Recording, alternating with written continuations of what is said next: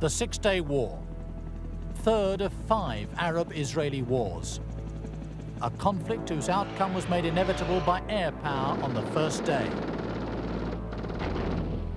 A war fought on 3 fronts, each quite different. The Sinai desert, scene of dramatic tank battles and the destruction of an entire army.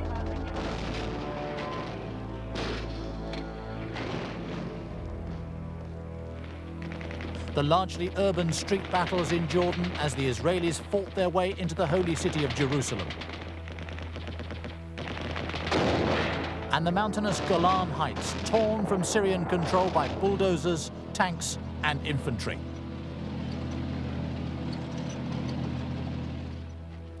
Israel was created by the United Nations partition of Palestine in 1947, giving 45% to the Arabs and 55% to the new Jewish state. The Israelis gained further territory when hostile Arab reaction led to war.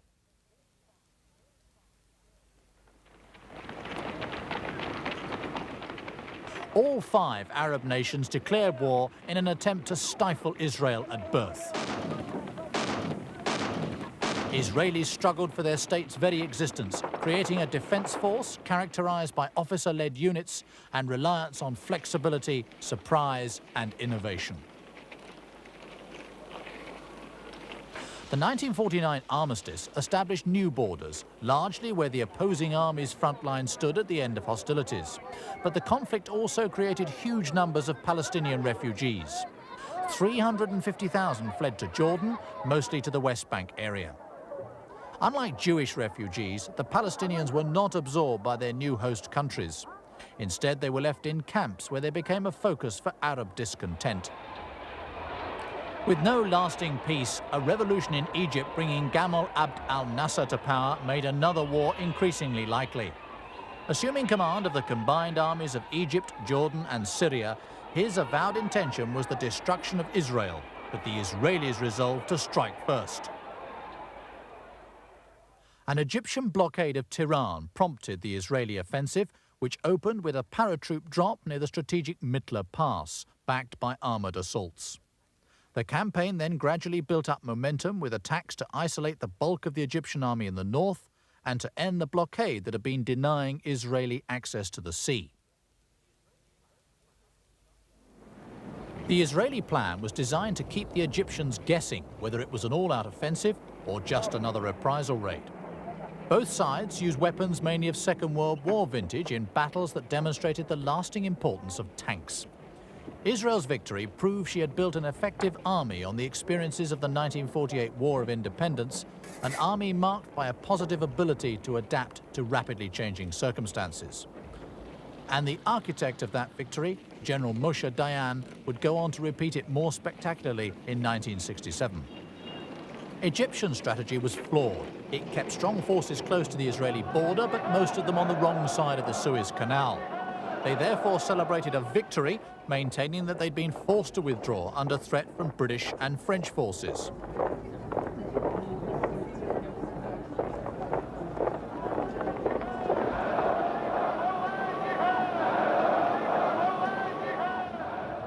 They had parachuted in to secure the Suez Canal, recently nationalized by Nasser. Scuttled ships remained as a sign that little had been achieved to bring peace to the region. Israeli settlements were attacked, some shelled, others were the target of guerrilla raids by Palestinian fedayeen. The tempo of tit-for-tat border raids and reprisals grew as the Israelis dug in to protect themselves. They responded by mounting cross-border raids, first against villages sheltering terrorists, then against regular military bases. This was Jenin in Jordan.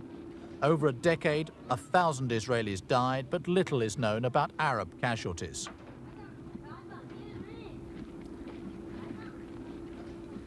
In 1964, an Arab scheme to divert the waters of the River Jordan away from Israel heightened tension further, bringing the Israelis to the brink of war. The biggest Israeli reprisal raid brought armor and air power onto the village of Al-Samu in Jordan. It was also the first Israeli raid mounted in daylight. Al-Samu had been a forward base for fedayeen from Syria, mounting raids on Israeli settlements in the northern Negev near the Dead Sea.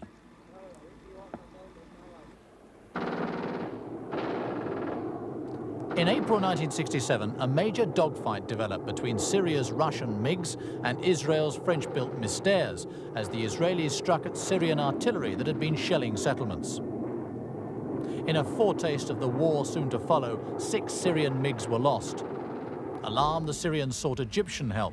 They responded by demanding withdrawal of the United Nations troops who'd been guarding Israel's southern border by occupying Sinai since the 1956 war.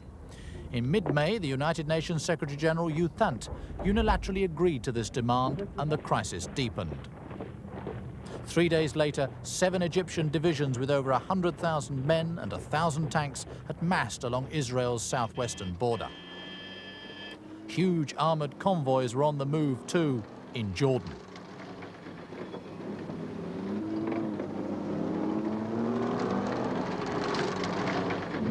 Jordan's leader, King Hussein, was more worried about seeming to be the odd man out in the Arab alliance than by the possibility of war. Within a week, Arab armies had massed at all Israeli borders, creating a crisis from which they hoped to gain political advantage. But as Arab war hysteria mounted, Egypt was unable to control that crisis and effectively backed Israel into a corner. The thousands who poured onto the streets were forcing action against the state they wanted to destroy for 2 decades. Israelis mobilized against what they saw as a clear threat. But time was vital. The Israelis couldn't keep their citizen army in uniform for much more than 2 weeks without endangering their economy. They also lacked the geographical depth to fight a defensive battle and then mount a successful counterattack.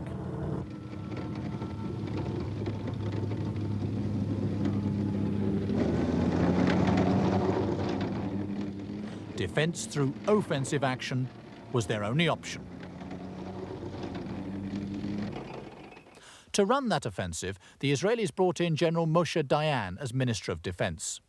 An underground fighter during the War of Liberation, he had proved a daring battalion commander who established the ruthless fighting spirit that typified Israeli operations. A brilliant strategist, he was the architect of a stunning victory. The Egyptian leader, Gamal Abd al-Nasser, was the driving force who brought on the war, but he consistently underestimated Israeli strength and commitment while exaggerating Egypt's strength in a manner that proved fatal as he failed to foresee the tactics that would be employed against him. Jordan's King Hussein was Egypt's reluctant ally, afraid of being the odd man out among the Arab nations. He led the most effective Arab army, but was deceived by his allies, losing half his kingdom as he was abandoned by Iraq and Syria. Hafiz al-Assad was the Syrian defense minister who saw his air force destroyed on the ground as he delayed opening a third front. His failure to help Jordan was bitterly resented by King Hussein. As the Arab nations moved their armies onto Israel's borders, Israel resolved to mount a preemptive blitzkrieg. It was spearheaded by the Air Force, which in the first few hours won complete air superiority by destroying the Arab air forces on the ground.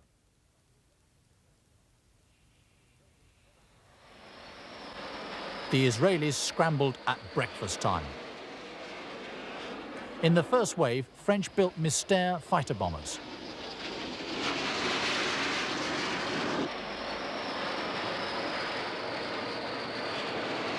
Air Force commanders had correctly assumed that the Egyptians would be unprepared, with most officers still driving to their bases. Peeling off to fly in low under Arab radar, the strike planes knocked out the Egyptian Air Force largely before it could leave the ground.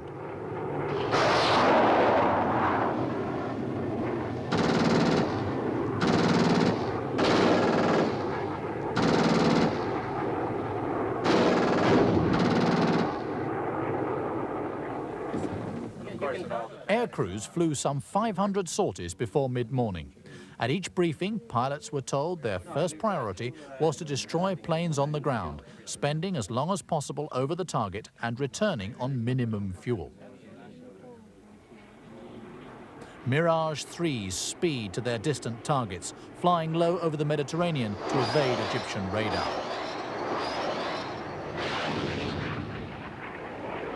Some Egyptian MiGs escaped the onslaught.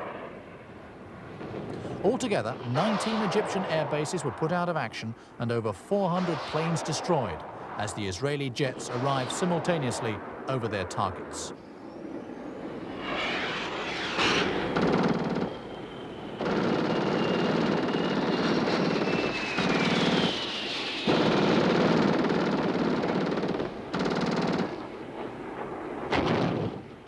Those Egyptian planes that did get airborne were destroyed in dogfights.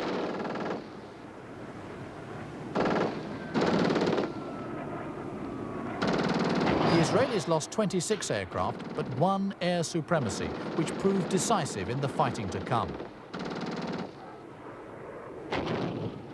This remarkable achievement was summed up by its architect, the daring and innovative Israeli Air Commander, Major General Mordecai Hod. The Egyptian Air Force was destroyed, or almost destroyed, in 3 hours. As a matter of fact, a little bit less than 3 hours, but I'll make it around the figure. The achievement, of course, was made by pilots, very young ones. The average age of the Israeli pilots is about 23. They are all trained here by the Israeli Air Force. And now I can say they are the best pilots in the world. With command of the skies, Israeli armour mounted a complex series of lightning strikes, notably on Abu Agela and other key Egyptian fortified towns in northern Sinai and Gaza. A series of battles took them west to Bir Gafgafka and south to break the blockade of Tiran and complete the encirclement of the Egyptian divisions at Nakle.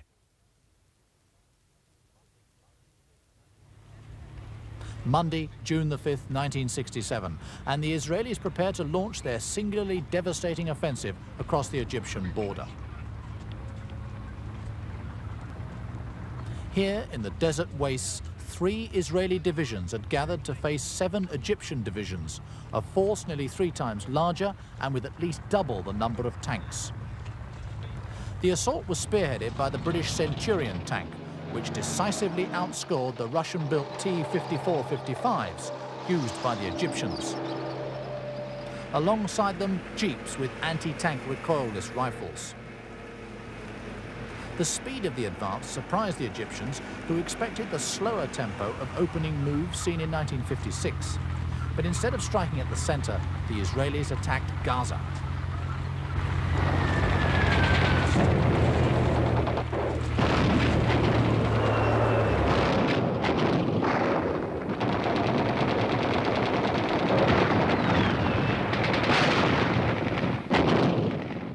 The breakthrough was achieved by the 7th Armoured Brigade, commanded by Colonel Shmuel Gonen. They outflanked